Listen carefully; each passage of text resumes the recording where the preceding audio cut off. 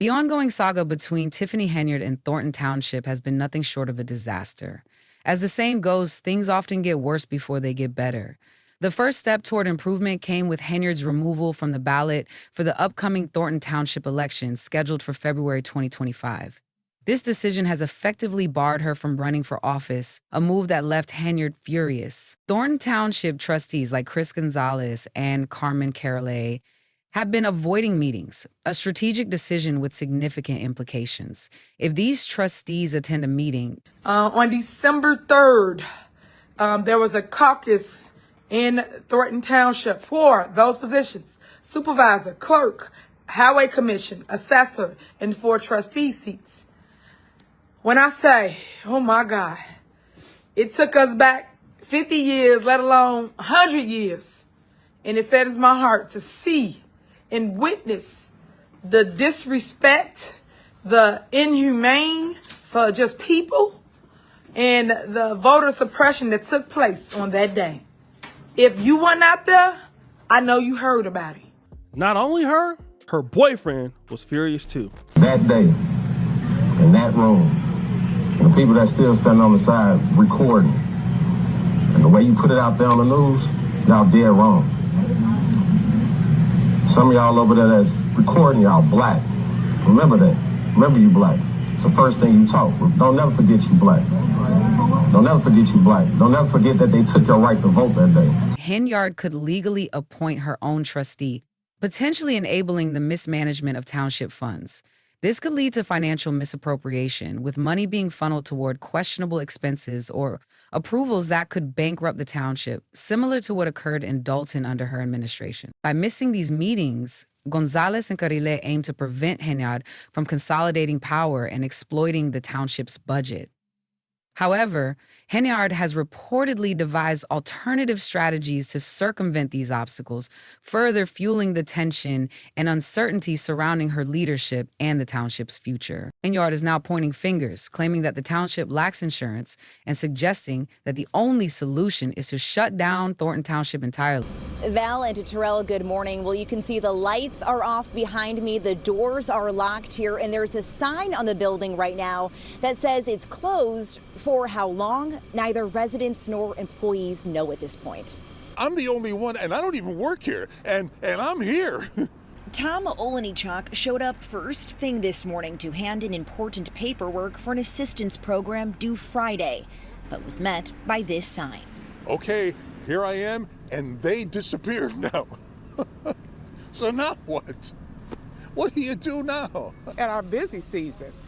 And I come in and the staff's here. We can't get in the building. The township assessor and her staff also came to work as usual, uninformed the building would be closed. We got no notification, no warning or nothing.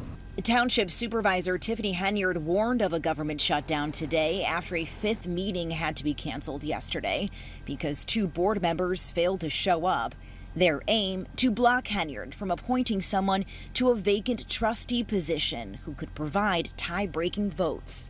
Our job is to govern, to provide a way, provide services. And we're not doing that because they're stalling government, gridlocking it, because they can't have their way.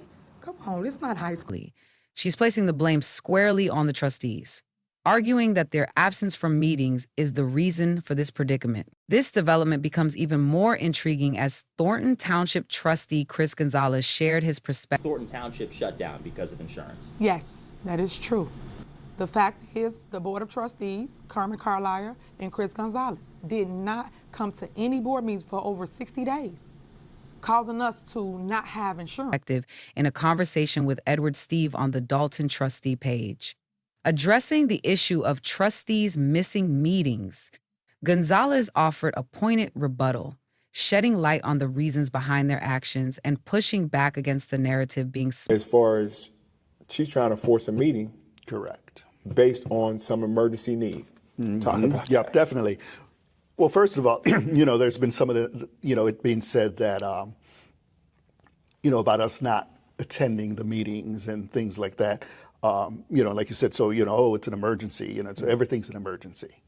Okay, maybe some things are, maybe some things aren't. But, I mean, one of my questions is, I mean, how many meetings did she miss, say, with you guys? I mean, our meeting, she missed it on her birthday just because I would assume it was her birthday, but that was fine, So, Hold on. Yeah, There's 2 meetings a month in the ordinance in Dalton. There should be right? 2 Correct. meetings a month. She cancels the second meeting every month, and when the trustees did it at the party, she said they were all illegal. Correct. And it was a secret squirrel meeting. Yes. And so she just changes the whole narrative and repeats it over and over again. Yep. And so you end up trying to defend a lie, Yeah, and I was going back, yes. And then when the trustees went to court, she ended up missing 20-something meetings because the meetings that the trustees were having were perfectly legal. Yeah. You know what I mean? Yeah. But I didn't want to. No, that's good. No, and I mean, and like you said, the thing is that there's just so much. Yeah. I mean, you could even start like even with us at the township. I mean, just the fact of putting the meeting in the lower level, which is larger. Yeah. And as I see it, safer for the people and the employee, whoever, everybody really. That had to be a fight. It's like, and at that time, like you said, she had already lost. Yeah. The battle that she had with you. So I'm like, all we're asking is to come downstairs. Yeah. We're not asking you to go to a different location. Fun by Henyard. On one hand, Tiffany Henyard is criticizing others for missing meetings, but on the other hand, it's well known that she has frequently canceled meetings and missed several herself, both in Dawson and Thornton Township. In fact, as one person pointed out, they had even asked her to hold meetings in a larger room to accommodate everyone, but she refused. If anyone doubts her history of canceling meetings, the evidence is clear. She has been doing it for quite some time in Dalton. And the same pattern seems to be repeating itself in... Came to our meeting that the Board of Trustees asked to have, that was published 48 hours ago, as we supposed to do, to find out that the mayor has canceled our meeting. It was put on the wall, on the door saying canceled. We received an email about after 5 o'clock when the meeting started at 5:30. I think it's a total disrespect for us. No one received a phone call, anything stating why the meeting was canceled, and we could have still had a meeting. But we did listen to the residents, and we want to know that the village of Dalton... I believe she acts like a dictator, so I had to look up the definition of what a dictator truly is. A dictatorship is a form of government in which all the power lies within one person.